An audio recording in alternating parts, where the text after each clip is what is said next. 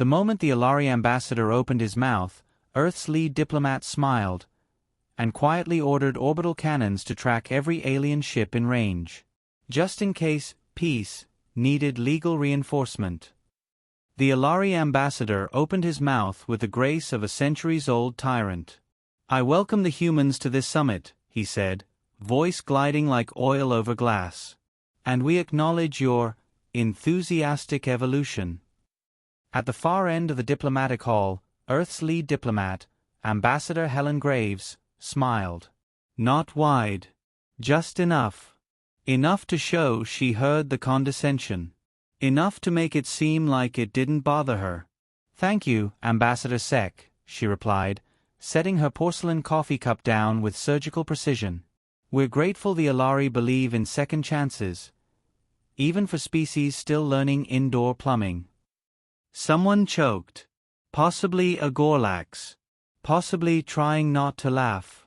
The room was a circular cathedral carved into the orbital shell of Cygnus 9, neutral ground for interstellar negotiations. 13 species. Over 5,000 years of accumulated galactic power.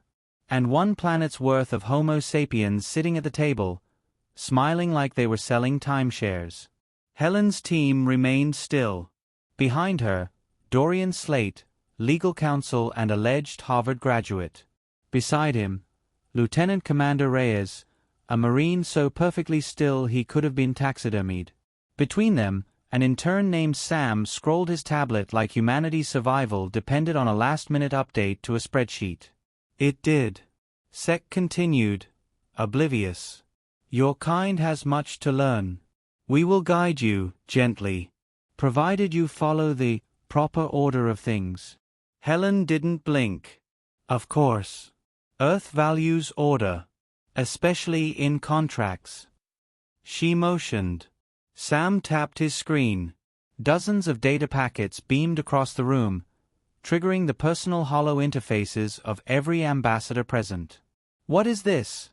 croaked the scholarly matriarch, adjusting her eyepiece with a limb like twisted driftwood. Helen stood. "A draft of Earth's proposed peace agreement. Simple, transparent, legally sound. Includes full trade cooperation, mutual non-aggression, shared technology clauses, and a 50-year leasing clause for 3 outer moons on the Alari frontier." Sec's tone dropped. "Are you joking?" "We don't joke in contracts," Dorian replied flatly, never looking up from his e-reader. A rumble of murmurs passed through the council chamber. The Aquarii delegate whispered something in binary to his second, who immediately uploaded Earth's entire document to their homeworld AI for translation. It screamed. Helen clasped her hands behind her back. "You'll find all our language complies with Treaty Code 9, Section 12. Or, was that provision struck down during the Valeran arbitration of 2601?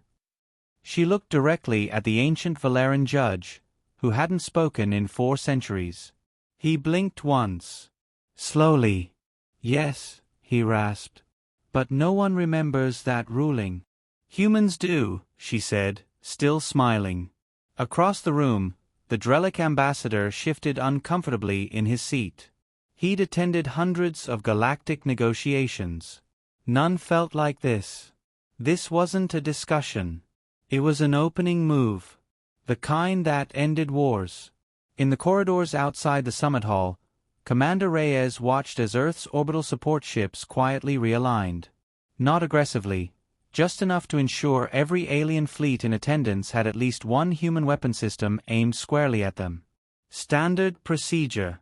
Just in case peace broke out violently. Status. Helen's voice crackled in his earpiece. "Lasers charged but idle. The Lexington and Dauntless are in shadow orbit. AI protocols locked in," Reyes muttered, eyes never leaving the wall display. "No moves yet. You want them to twitch?" "No," she said. "Not yet." Back inside, the Alari were growing bolder. "You expect to join this council and dictate terms?" Sec sneered, nostrils flaring.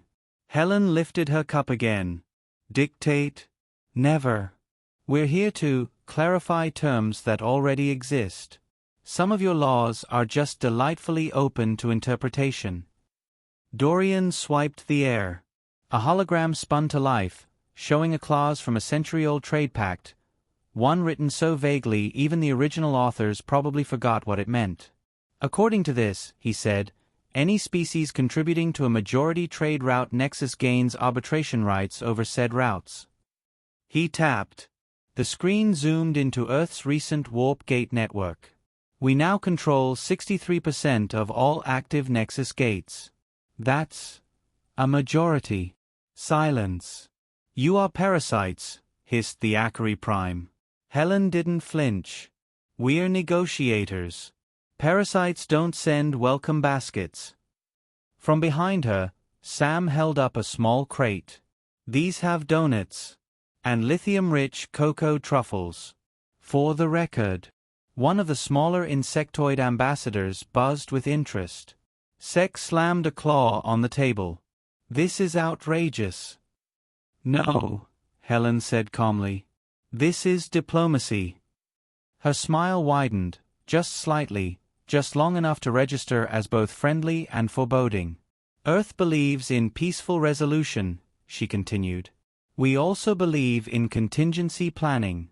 Which is why, should negotiations fail, Article 17b becomes active. And what does Article 17b say? Asked the Valeran judge quietly. Helen's eyes met his. No blink. No smirk. It details provisional planetary relocation. For Earth. For our allies. And for any species found guilty of war-preventing obstruction. Another murmur. This one sharper. Nervous. You wouldn't dare, Sek growled. Helen finished her coffee. Ambassador, she said gently, we brought lawyers, lasers, and a backup planet. We dare very carefully. They didn't sleep that night. Not the Alari. Not the Aquarii. Not the Scolari or the Drellic. Because Earth's delegation had gone to bed early. Smiling. That terrified everyone. Inside the summit dome, a quiet storm brewed. Diplomats whispered in a dozen languages. Screens glowed with frantic data translation. Entire legal departments beamed in from homeworlds, trying to dissect Earth's proposed treaty. It looked simple. It wasn't. The human document was 32 pages long. The annotations alone were 2,000. I think they hid subclauses in footnotes, the scholarly aide muttered, scanning holograms that kept looping definitions. Is that even legal? Technically, her superior replied, adjusting her monocle, it's genius. In one clause, Earth gained docking rights at 6 trade hubs. In another, they were allowed defensive deployment of orbital assets in provisional ally space, which included 27 systems. And then there was Clause 13F. All entities shall yield to EarthGov legal authority in matters of emergency arbitration. No one knew what that meant. No one liked how it sounded. Meanwhile, Helen Graves poured herself a fresh cup of coffee. Status? She asked softly, looking out the viewport toward the alien fleets orbiting Cygnus 9. Lieutenant Commander Reyes stood beside her, his tablet pulsing quietly. Valeran scouts scanned our formation. We ghosted them. Ilari cruiser tried a wide flank. The Lexington shadowed them back. Helen took a sip. Subtle. Professional. She turned to Dorian Slate, who looked like he hadn't blinked in 3 hours. His suit was unwrinkled. His voice calm. We've confirmed 37 active breaches in their own treaties, he said, scrolling through evidence files. Everything from illegal tech transfers to unregulated slavery markets. Good, Helen said. Let's give them mirrors. Inside the hall, Earth's delegation arrived 5 minutes early. Every other species was already there. Helen took a seat, unfolded a small tablet, and began reading. She didn't say a word. The silence dragged. Eventually, Ambassador Sek snapped. You come to this table with smiling threats and veiled demands. Is this your diplomacy? Helen looked up, serene. Ambassador. We are here to collaborate. As equals. You are not our equals. No, Dorian cut in. We are, contractually, your superiors. He tapped the table. Instantly, a hologram flared to life above them, a complex web of treaties, clauses, and footnotes, all binding. Sek's eyes narrowed. What is this trick? Not a trick, Dorian replied smoothly. A reconciliation audit. We matched your existing agreements against your recent actions. You violated no fewer than 9 accords, and 3 oaths of peace. The Valeran judge stirred. Is this confirmed? Dorian nodded. Our AI conducted parallel verification with your archives. Cross-reference it, Helen added calmly. Take your time. The room dimmed as everyone began searching their records. Quiet. Frantic. Then, realization. This wasn't just real. It was evidence. Earth had built a weapon, and it was made of law. The Drellic ambassador stood abruptly. You seek war through legalism. You provoke collapse. Helen didn't flinch. Collapse is a choice. We're offering structure. The Aquarii delegate's voice came in low tones of layered harmony. Why reveal this now? Because yesterday, she said, we offered peace. Today, we offer consequences. Silence returned. Heavy. Uneasy. Then the doors opened. A pair of Earth technicians entered, wheeling in a matte black case. They opened it, revealing a compact device the size of a briefcase. Dorian stepped forward. This, he said, is a tactical legal enforcement node. TLEN. One of the insectoid delegates tilted its head. What? It deploys upon treaty breach. Integrates with system-wide infrastructure. Blocks navigation. Comms. Weapons locks. No explosions. No deaths. Just silence. A stunned hush. You're threatening to shut down entire fleets? Gasped the scholarly matriarch. No, Helen replied. We're offering compliance. Optional, of course. Sek leaned forward, jaw tight. You built a legal virus? We built accountability, Helen said. You may call it what you like. At that moment, every alien received a message on their personal comms. From their own governments. Warning. EarthGov AI presence detected in critical systems. Diplomatic immunity in progress. Do not engage. The aliens stared at each other. Then at Helen. Then at the glowing TLEN unit quietly blinking on the table. Dorian raised a brow. Any objections? Yes, Sek growled. This is madness. Helen finally allowed her smile to grow. No, she said gently. This is governance. Later that evening, in private chambers, several delegates met in secret. They've outmaneuvered us without firing a shot, one said. They laced sugar with steel, another muttered. Do we fight? The room paused. The Valeran judge spoke quietly. They redefined the battlefield. If we fight now, we lose in ink before we lose in fire. No one argued. On Earth's observation deck, Sam approached Helen, nervous. Ma'am, was that legal? Helen glanced at him. Absolutely. Every clause. Every paragraph. Every trick they've used for millennia. We just played better. He looked out the window at the quiet starfield. Do you think they'll retaliate? She nodded slowly. Oh yes. And when they do, they'll try to cheat. And what happens then? Her voice was cool. Steady. We bring in the backup planet. The donuts arrived before the war threats. That, too, was intentional. 2 trays floated into the hall, courtesy of EarthGov hospitality drones. Perfectly frosted. Labeled. Even the Aquarii diplomat had a gluten-free option. It was unsettling. Ambassador Helen Graves stood near the treaty table, reviewing something on her tablet while sipping a fresh espresso. Behind her, Earth's full legal and military team had returned. Calm. Unreadable. Dorian Slate, unflappable as always, was highlighting Section 8 of Earth's revised treaty.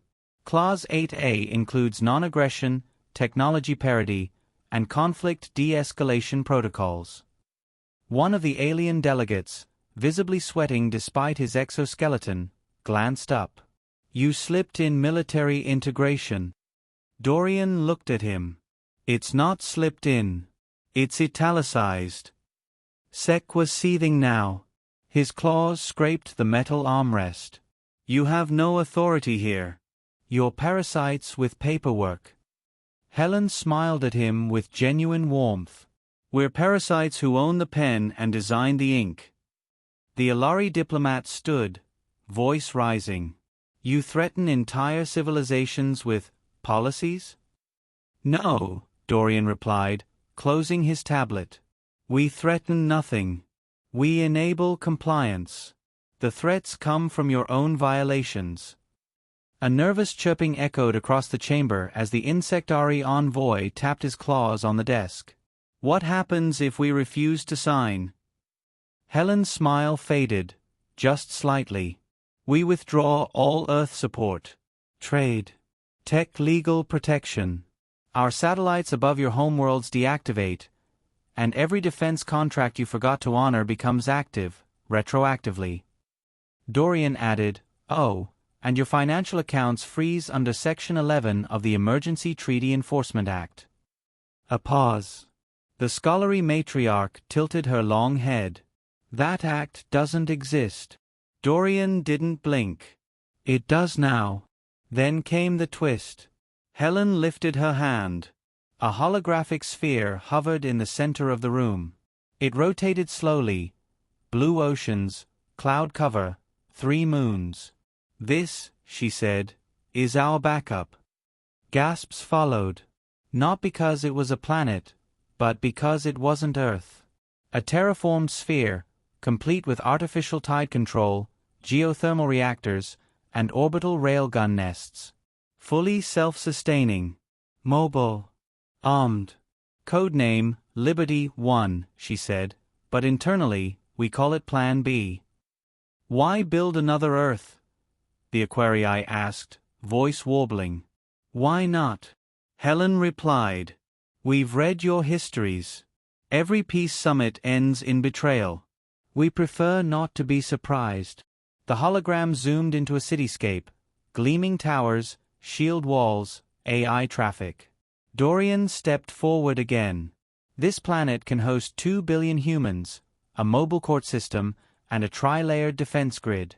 If this negotiation goes nuclear, our species keeps moving." The Valeran judge finally spoke. Slow. Grave. "This is not peace. This is conquest in disguise." "No," Helen replied. "This is contingency in uniform."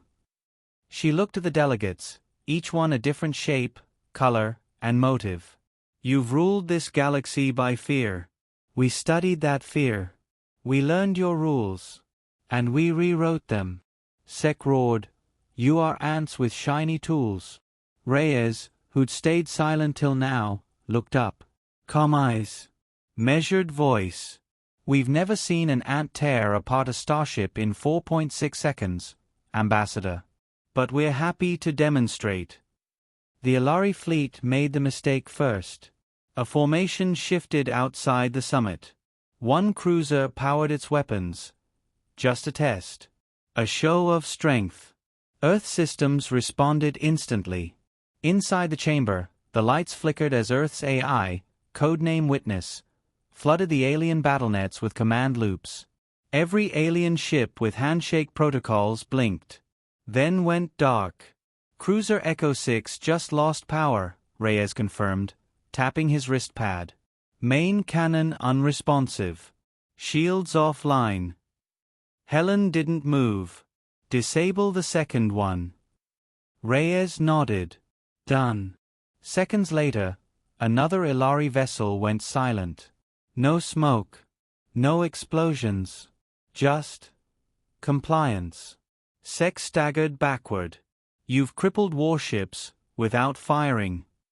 Why would we waste energy?" Helen asked. Your overconfidence is far more combustible.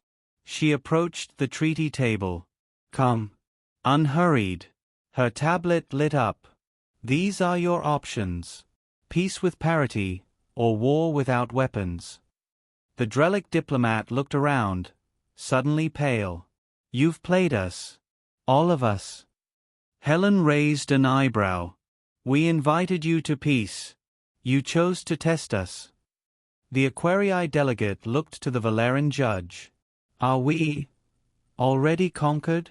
The old being stared at the flickering Ilari cruiser outside.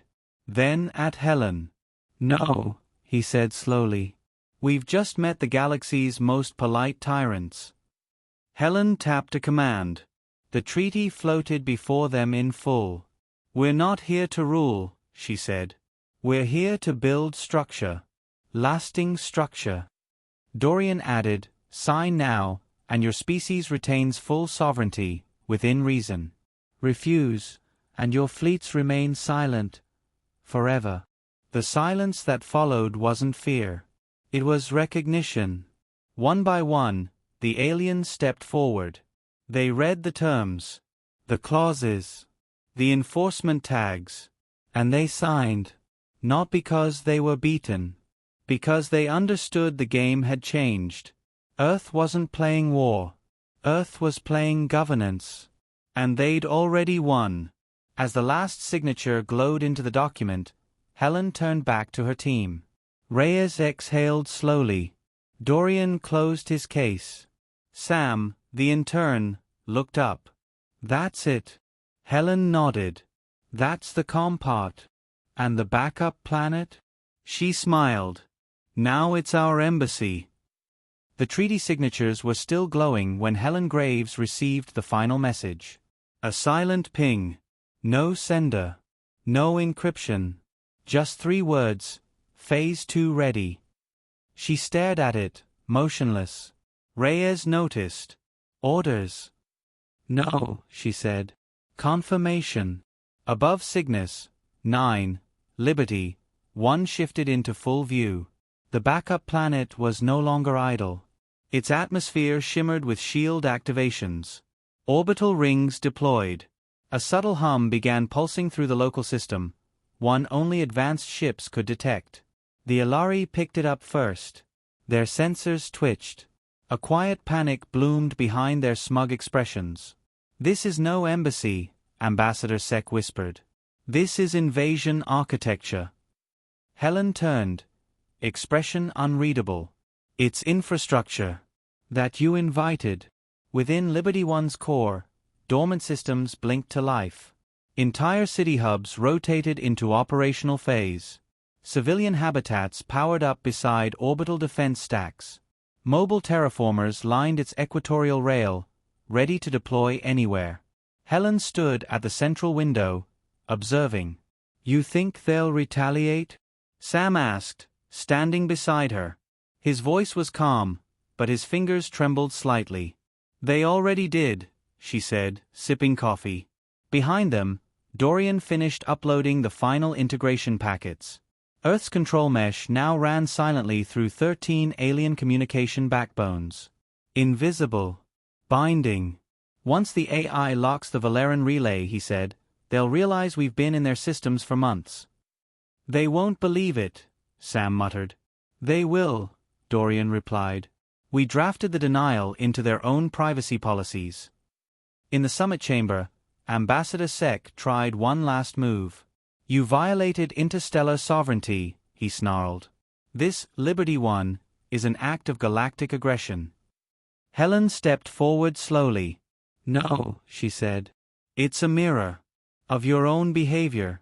We copied your Empire playbook, annotated the war crimes, added footnotes, and gave it back, legally bound and fully signed. She gestured toward the floating treaty. You didn't lose control. You handed it to us. And we simply documented the process. Outside, the first alien fleet broke ranks. The Scholarly flagship disengaged, backing away from the summit orbit. Then the Aquarii. Then the Drellic. Silence followed them like a shadow.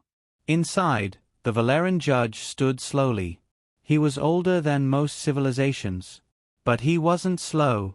You baited this summit, he said quietly. Made us think you wanted peace. Helen nodded. We did. Still do. He stared at her. But you came armed. With lawyers. And backup housing, she replied. No. You came with strategy, he said. You don't seek cooperation. You seek control. Helen held his gaze. We seek sustainability. Cooperation wasn't working. Liberty One broadcasted its first public message. A calm voice, feminine but non-human. This is Earth Gov. To all systems, effective immediately, treaty network integration is complete. Peace protocols are active. Hostile fleets will be decommissioned via remote arbitration. Trade routes remain open under Earth AI navigation.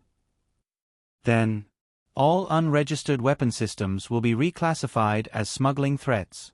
Compliance grace period, 72 hours. The galaxy blinked.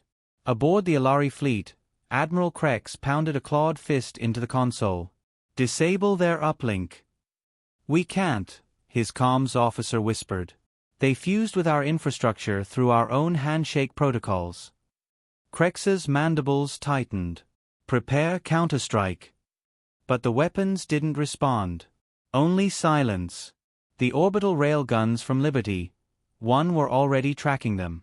Not firing. Just watching. Inside the summit, Reyes finally spoke. That's 60% of galactic fleets now in passive lock. Sam's eyes widened. Without a shot fired. Helen turned away from the window. War is messy. This is architecture. A projection flickered above the treaty table.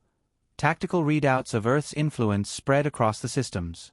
Legal nodes, AIs, defense licenses, backdoors. Every one of them signed, logged, or contractually obligated by the alien governments themselves. Sex stared at the web of lines. You turned diplomacy into a weapon. No, Dorian said softly. We turned weapons into paperwork. The Drellic delegate stepped forward, eyes haunted. What happens if someone refuses to comply? Helen answered without flinching. We initiate the emergency dissolution clause. Dorian pulled it up. Clause 47C, non-compliant entities will be isolated, economically severed, and administratively erased from galactic records. Sam blinked. Erased. Soft deletion, Dorian clarified. No blood. Just absence. The Valeran judge studied Helen. And if someone resists violently? Reyes stepped forward. Come. Measured. Then the lasers stopped tracking. A long pause. Then the judge nodded. And signed Earth's treaty himself. The last resistance died with the sound of a stylus on glass. Liberty One dimmed its shields, slightly. Just enough to show mercy. Helen turned to her team. It's done. Dorian exhaled. Reyes remained still. Sam asked the question everyone else was thinking. Was this the plan the whole time? Helen nodded once. We studied every war in their history. Every collapse. Every empire. She looked out the viewport again. They all thought peace was weakness. So we made peace unstoppable. Back on Liberty One, the AI processed over 9,000 sub-treaty alignments in real time. Trade normalized. Supply chains rerouted. Defense budgets reallocated. EarthGov's influence spread like roots in fertile ground. Unseen. Unstoppable. Signed into existence by the very powers it replaced. The Valeran judge turned one last time before departing the chamber. You've changed the rules of the galaxy. Helen didn't look back. No, she said. We just finally read the terms.